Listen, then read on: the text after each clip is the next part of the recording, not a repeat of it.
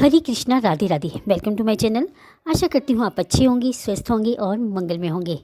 आप सभी को 2025 में 25 की आखिरी पुत्रदा एकादशी की ढेर सारी शुभकामनाएं। आज इस वीडियो में मैं आपके लिए लेकर आई हूँ पुत्रदा एकादशी।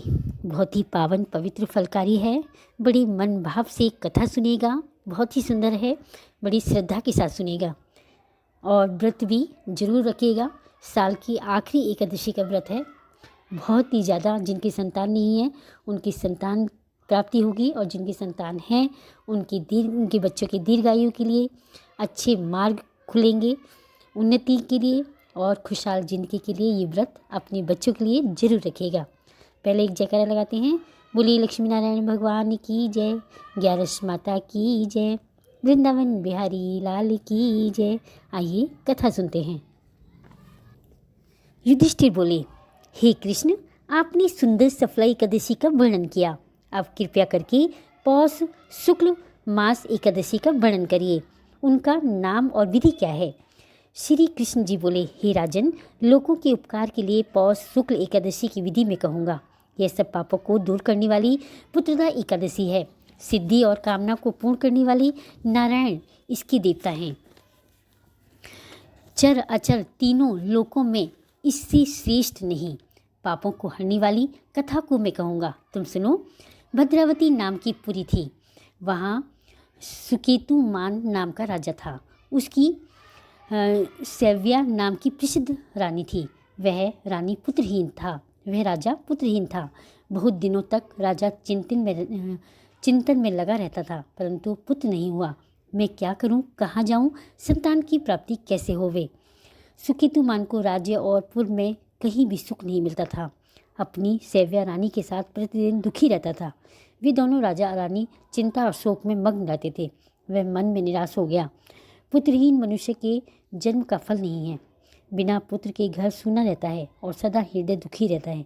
पुत्र के बिना पितृश्वर देवता और मनुष्य के ऋण से नहीं छूटता। इसलिए मनुष्य को प्रयत्न करके पुत्र उत्पन्न करना चाहिए। जिनके घर में पुत्र नहीं है उनका इस लोक में यश होता है, जिनकी परलोक में अच्छो गति होती है। जिनके पुत्र होता है, जिन पुण्य आत्माओं को सैकड़ों जन्म का पुण्य होता है, उनके ही पुत्र और पौत्र होते हैं। पुण्य भगवान की भक्ति के बिना धन और विद्या नहीं मिलती। यह मेरा सिद्धांत है। इस प्रकार राजा दिन रात चिंता में मग्न रहता था। फिर सुकेतुमान ने आत्महत्या का विचार किया, परंतु उसने परलोक में दुर्गति समझकर वह विचार छोड़ दिया।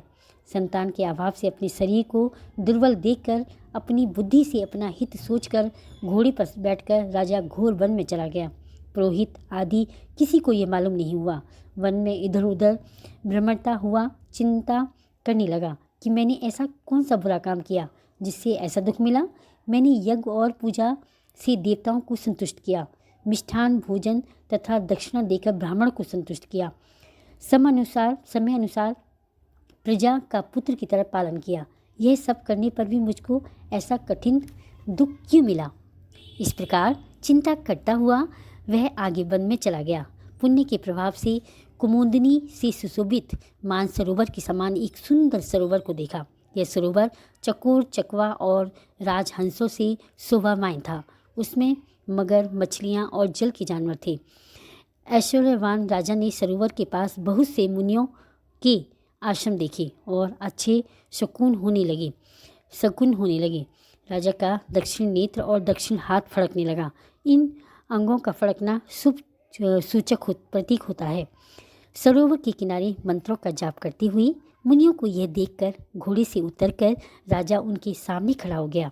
व्रत करने वाले मुनियों को अलग अलग प्रणाम किया। हाथ जोड़कर राजा ने सबके लिए दंडवत किया। राजा को बहुत हर्ष हुआ। वे मुनीश्वर भी प्रसन्न होकर बोले, हे राजन, आपकी क्या इच्छा है, सो कहिए। राजा बोले, हे तपस्वियों, आप कौन हैं और आपका क्या नाम है? आप यहाँ किस लिए आए हैं, सो कहिए। मुनि बोले, हम विश्व देवता हैं और स्नान करने के लिए यहाँ आए हैं। माघ का महीना निकट आ रहा है। आज से 5वें दिन माघ लग जाएगा। आज पुत्रदा नाम की एकादशी है। हे राजन, पौष शुक्ल एकादशी पुत्र की इच्छा करने वालों को पुत्र देती है। तब राजा बोला, पुत्र उत्पन्न करने के लिए मैंने भी बड़ा प्रयत्न किया, यदि आप प्रसन्न हैं तो मेरे लिए सुंदर पुत्र दीजिए। तब मुनीश्वर बोले, हे राजन, आज पुत्रदा नाम की प्रसिद्ध एकादशी है, आज ही इस उत्तम व्रत को करिए। हमारे आशीर्वाद से और भगवान की कृपा से आपको अवश्य ही पुत्र प्राप्त होगा। इस प्रकार उनकी आज्ञा से राजा ने पुत्रदा एकादशी का उत्तम व्रत किया। द्वादशी में पारण करके मुनियों को बारंबार प्रणाम करके राजा अपने घर पर आ गया। रानी को गर्व की स्थिति हो गई। व्रत के प्रभाव से समय पर तेजस्वी और पुण्य आत्मा पुत्र पैदा हुआ।